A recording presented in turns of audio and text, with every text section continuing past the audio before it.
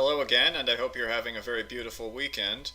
All I want to do today is to make a few brief statements announcing or introducing a second track or a second series of video presentations on Channel 514.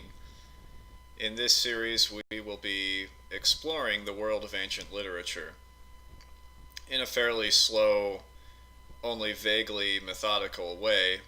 These won't be copious or very learned introductions to any particular work or group of works or group of authors, but instead we'll take a work or an author or a group of authors and we'll discuss it in brief and explain or try to explain just what it's about, why it's of interest, and what sort of popular misconceptions one comes across in popular culture or in the more cheap, lowbrow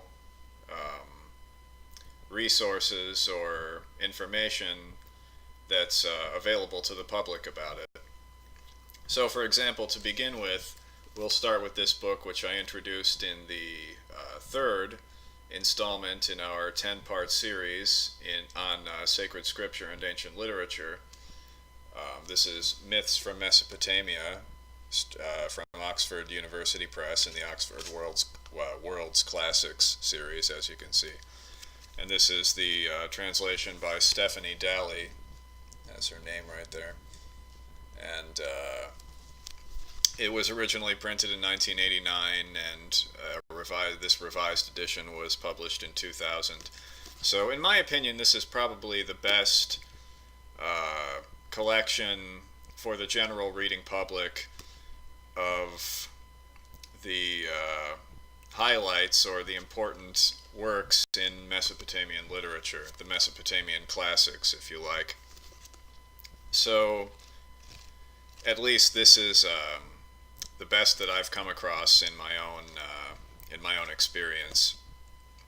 And so, all of the usual suspects, or the literature that colors or forms our perception of ancient Mesopotamia, or the literature through which they speak to us,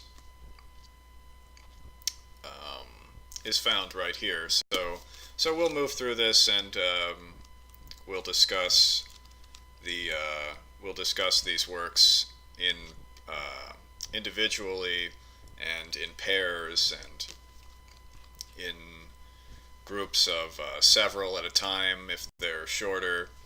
And so that's sort of how we'll move along with this. As we go on, there will be we'll move into Egypt, we'll move into the classical world, the Greco-Roman world, the Hellenistic world. So we'll discuss things like Greek lyric poetry, for example, Egyptian royal stelae, the Hellenistic novels. So those are a few examples.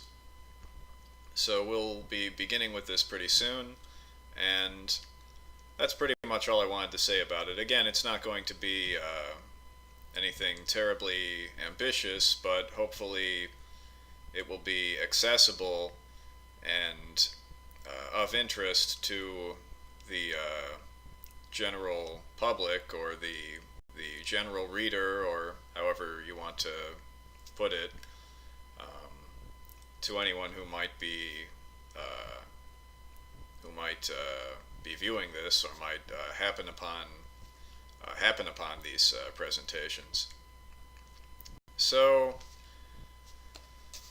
I'd say that's about enough for now, but there you have it. We're introducing our second track, our second series, and this will continue at the same time as our 10-part series continues, and the fifth installment in that series is upcoming. So again, thanks very much, and have a great rest of your weekend, and a beautiful Pentecost tomorrow, and we'll see you later.